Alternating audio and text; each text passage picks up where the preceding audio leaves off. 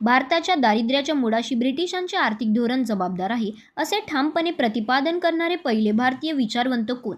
दादाभाई नौरोजी होत. ब्रिक्स गटातील GDPच्या दृष्टीने सर्वात मोठा देश कोणता आहे? ब्रिक्स गटातील GDPच्या दृष्टीने सर्वात मोठा देश चीन आहे.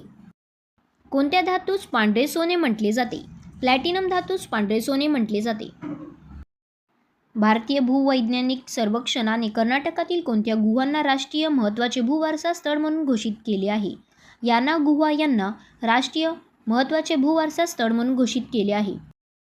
हार्वर्ड साऊथ आशियाई असोसिएशनद्वारे पर्सन ऑफ द इयर 2026 म्हणून कोणाची निवड करण्यात आली आहे? सयानी गुप्ता यांची निवड करण्यात आली आहे. देशांतर्गत खेळाडूसाठी वार्षिक करार प्रणाली सुरू करणारी भारतातील पहिली राज्य क्रिकेट संघटना कोणती ठरली आहे?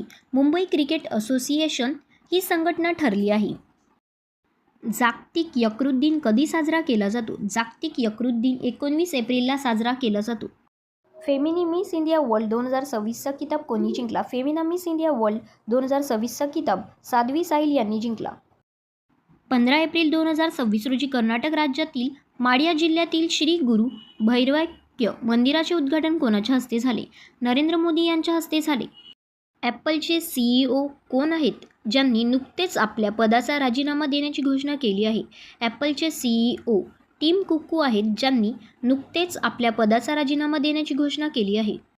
टिम कुक यांच्या राजीनाम्यानंतर ॲपलचे नवे CEO कोण बनणार आहेत? टिम कुक यांच्या राजीनाम्यानंतर ॲपलचे नवे CEO जॉन टर्नर्स बनणार आहेत. 2024-25 या वर्षाचा प्रतिष्ठित 9वा प्रोफेसर MS स्वामीनाथन पुरस्कार कोणाला जाहीर झाला आहे? डॉक्टर चेरुक्कू मल्ली श्रीनिवास यांना जाहीर झाला आहे. भारतातील पहिला एकात्मिक हायवे रेस्क्यू प्रोटोकॉल प्रोजेक्ट संजीवनी कोणत्या राज्याने सुरू केला आहे? तेलंगणा राज्याने सुरू केला आहे. उत्तर प्रदेशामध्ये लखनौ आणि हरदोई जिल्ह्याच्या सीमेवर PM मित्र मेगा टेक्स्टाईल पार्क उभारले जात आहे. या प्रकल्पाला कोणाचे नाव देण्यात आले आहे? संत कबीर यांचे नाव देण्यात आले आहे.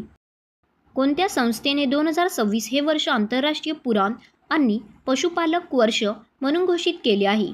संयुक्त राष्ट्र संस्थेने 2026 हे वर्ष आंतरराष्ट्रीय पुराण आणि पशुपालक वर्ष म्हणून घोषित केले आहे.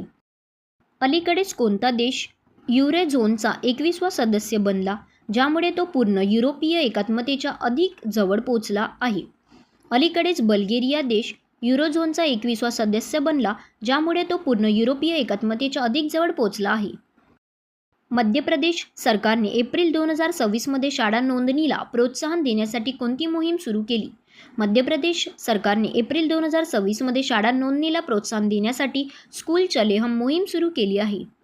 भारताचे 99वे रामसर स्थळ कोणते? भारताचे 99वे रामसर स्थळ शेकाझील पक्षी अभयारण्य होय. इन्फोसिसच्या जागतिक ब्रँड ॲम्बेसिडरपदी कोणाची नियुक्ती झाली? इन्फोसिसच्या जागतिक ब्रँड ॲम्बेसिडरपदी कार्ल्स अल्कराज यांची नियुक्ती झाली.